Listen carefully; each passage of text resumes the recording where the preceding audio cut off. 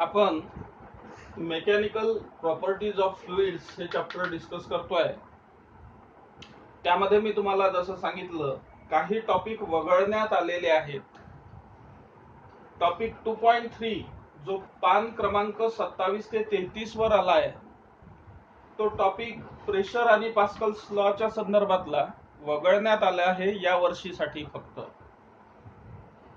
त्यानंतर topic 2.8 equation of continuity हा भाग सुद्धा वगळण्यात आलेला आहे पान क्रमांक 48-49 वरचा.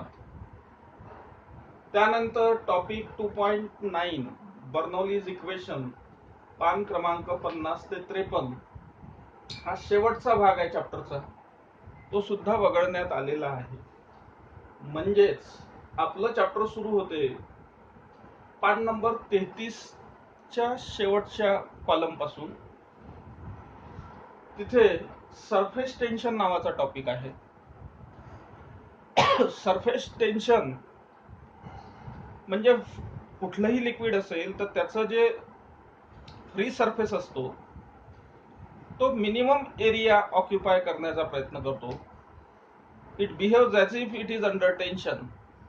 त्याच्यावर कुठला तरी ताण असल्यासारखं वाटतो. उदाहरण घ्यायचं झालं तर पावसाचा जो थेंब आहे तो गोलाकार घेतो कारण त्याला मिनिमम सरफेस एरियामध्ये मॅक्झिमम व्हॉल्यूम कव्हर करायचं आहे. So it will take spherical shape. Raindrop, the spherical shape of raindrop is due to surface tension. किंवा तुम्ही सोप बबल्स बघितले असतील लहान मुलांच्या खेळामध्ये. साबणाच्या पाण्याचे फुगे मुलं सोडतात तर त्यांना सुद्धा स्पेरिकल शेप येतो कारण ते लिक्विड जे आहे ते मिनिमम सरफेस एरिया ऑक्युपाय करण्याचा प्रयत्न करेल. So that is surface tension.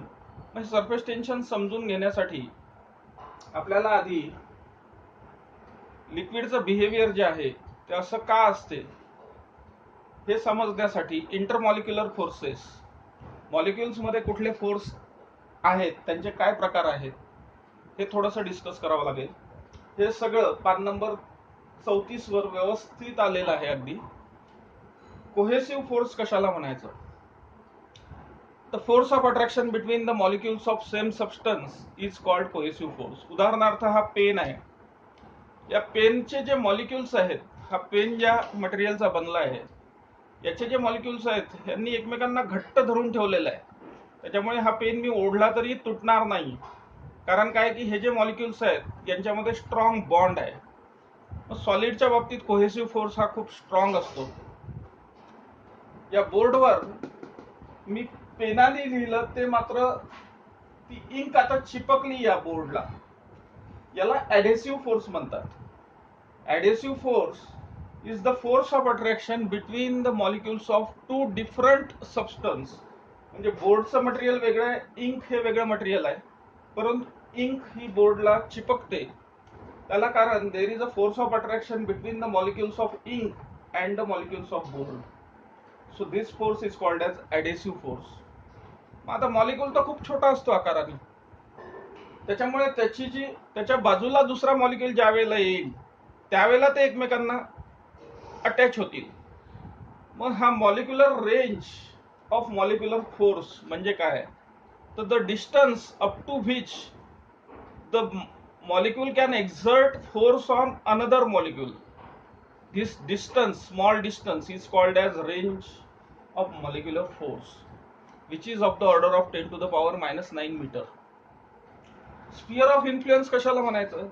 तर एक जर मॉलिक्यूल असेल तर त्याच्या भोवती विशिष्ट अंतरावर दुसरा मॉलिक्यूल आला तर तो त्याला अट्रॅक्ट करून घेईल. दोघांमध्ये बॉन्ड तयार होईल, म्हणजेच दोघे एकमेकांना होल्ड करतील. तर एका मॉलिक्यूलच्या भोवतीचा जो परिसर आहे की ज्याच्यामध्ये त्याची रेंज ऑफ मॉलिक्युलर फोर्स जेवढी आहे तेवढं जर तुम्ही स्फिअर ड्रॉ केलं तर त्याला म्हणतात स्फिअर ऑफ इन्फ्लुएन्स. म्हणजे त्या स्फिअर मध्ये जर दुसरा मॉलिक्यूल आला तर मग ते एकमेकांना अटॅच होतील. That is sphere of influence. Surface film मी मगाच याप्रमाणे सांगितलं की जर एखाद्या भांड्यात आपण साधारणतः लिक्विड असेल तर त्याचा जो वरचा लेअर आहे ती एक फिल्म तयार झाल्यासारखी आपल्याला वाटते. औषधाच्या बॉटलचं उदाहरण मी तुम्हाला सांगितलं होतं की काचेच्या बॉटल असेल औषधाची तर आतली कडा तुम्हाला दिसते सरफेस फिल्मची. Free surface of a liquid, free surface of a liquid कशाला म्हणायचं की जे लिक्विड एखाद्या कंटेनर मध्ये असेल तर त्या सरफेसवर कुठलाही शिअरिंग स्ट्रेस नको, म्हणजे असं ते ओतायचं वगैरे असं जर झालं तर मग मात्र तिथे वेगळा फोर्स ऍक्ट होईल. पण स्थिर असेल एखादा लिक्विड तर त्याला आपण free surface of a liquid म्हणतो. ह्या सगळ्या व्याख्या पुस्तकामध्ये व्यवस्थित दिलेल्या आहेत, ह्या वहीमध्ये लिहायच्या आहेत. ह्या सगळ्या डेफिनेशन्स तुम्हाला वहीमध्ये लिहायच्या आहेत. मग आता cohesive force is the force of attraction between the molecules of same substance असं मी म्हटलं. पण लिक्विडच्या बाबतीत काय होतं तर explanation for the surface tension on the basis of molecular theory नावाचा एक टॉपिक पुस्तकात आलाय. ही डायग्राम पुस्तकात दिलेली आहे. आपण एका कंटेनर मध्ये लिक्विड दाखवतोय आणि या लिक्विडचे जे मॉलिक्युल्स आहेत ते 3 वेगवेगळे मॉलिक्युल या ठिकाणी कन्सिडर केले आहे. एक मॉलिक्युल जो वेल विदिन द लिक्विड आहे, लिक्विडच्या आतमध्ये जो मॉलिक्युल आहे त्याच्या भोवतीचे मॉलिक्युल्स त्याला सगळ्या बाजूनी सारखा फोर्स त्यांच्यावर एक्झर्ट होतोय. त्याच्यामुळे या मॉलिक्युलवर नेट फोर्स, कोहेसिव्ह फोर्स जो ऍक्ट होतोय तो 0 आहे, कारण त्याला खालचा मॉलिक्युल ओढतोय, वरचा मॉलिक्युल ओढतोय, बाजूचा मॉलिक्युल त्याला अटॅच आहे, इकडचाही मॉलिक्युल अटॅच आहे, सगळ्या बाजूनी सारखा फोर्स आहे. त्याच्यामुळे net cohesive force on this molecule will be 0. दुसरा मॉलिक्युल आपण कन्सिडर केला की ज्याचा 3/4 भाग हा लिक्विडच्या आतमध्ये आहे आणि 1/4 भाग हा लिक्विडच्या सरफेसच्या वर आहे. म्हणजे इथे आता ऍडेसिव्ह फोर्सचा थोडासा रोल येईल, कारण लिक्विडचे मॉलिक्युल आणि एअरचे मॉलिक्युल यांच्यामध्ये सुद्धा थोडंसं फोर्स ऑफ अट्रॅक्शन असू शकतो. The force of attraction between the molecules of different substance is called adhesive force. पण या केसमध्ये काय होते तुम्ही बघा की याची जी मॉलिक्युलर रेंज आहे तर त्या मॉलिक्युलर रेंजचा थोडासा भाग हवेत आहे, बाकीचा उर्वरित सगळा भाग पाण्यात आहे, त्याच्या लिक्विडमध्ये आहे. पाणी म्हणणं योग्य ठरणार नाही. तर त्या लिक्विडमध्ये मॉलिक्यूल जो आहे तो जास्तीत जास्त आतल्या बाजूला ओढल्या जातोय, because the cohesive force is stronger than the adhesive force.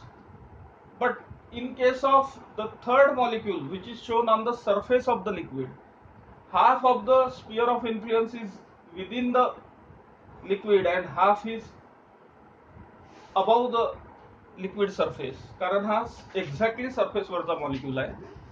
तर इथे निश्चितच आतमध्ये लिक्विडचे मॉलिक्यूल जास्त आहेत, त्या कंपॅरिझन मध्ये एअरचे मॉलिक्युल्स कमी असतात, कारण एअरची डेन्सिटी ही लिक्विडच्या डेन्सिटीपेक्षा कमी आहे. त्याच्यामुळे इथे net cohesive force, downward force त्या मॉलिक्यूलवर ऍक्ट होत असतो आणि त्याच्यामुळे सरफेसवरचे मॉलिक्युल्स हे लिक्विड आतमध्ये ओढायचा प्रयत्न करते, म्हणून मग याला सरफेसवरच्या मॉलिक्युल्सला तणाव असतो आणि त्यालाच आपण सरफेस टेन्शन असं म्हणतो. सो सरफेस टेन्शन ची व्याख्या जर लिहायची असेल तर मात्र तुम्हाला एक इमॅजिनरी लाईन लिक्विडच्या सरफेसवर ड्रॉ करावी लागेल आणि tangential force acting per unit length on an imaginary line drawn on free surface of a liquid is called surface tension. ही व्याख्या पुस्तकामध्ये व्यवस्थित आलेली आहे. त्याचा formula surface tension T is the force acting on an imaginary line, tangential force per unit length, therefore T is equal to F/L हा formula आला. त्याचं युनिट होईल न्यूटन पर मीटर आणि त्याचं डायमेन्शन आहे L0, that is length is 0, m1 t-2. So आजच्या या लेक्चरमध्ये मी या चॅप्टर मधील सुरुवातीचा भाग कव्हर केला आहे आणि त्या भागामध्ये डेफिनेशन्स कव्हर केले आहेत. सरफेस टेन्शन म्हणजे काय, सरफेस टेन्शनचा उगम कसा होतो, सरफेस टेन्शनची theory on the basis of intermolecular force of attraction, फोर्सेसचे प्रकार, रेंज, ह्या सगळ्या व्याख्या वहीमध्ये लिहायच्या आहेत. हा फॉर्म्युला वहीमध्ये लिहायचा आहे, सरफेस टेन्शनची व्याख्या वहीमध्ये लिहायची आहे. आणि यानंतरचा जो टॉपिक आहे तो आपण पुढच्या लेक्चरमध्ये कव्हर करू. अतिशय सोपं चॅप्टर आहे, तुम्ही आतापासून याची तयारी चांगली करा. आजच्यासाठी इतकं ठीक आहे. ओके.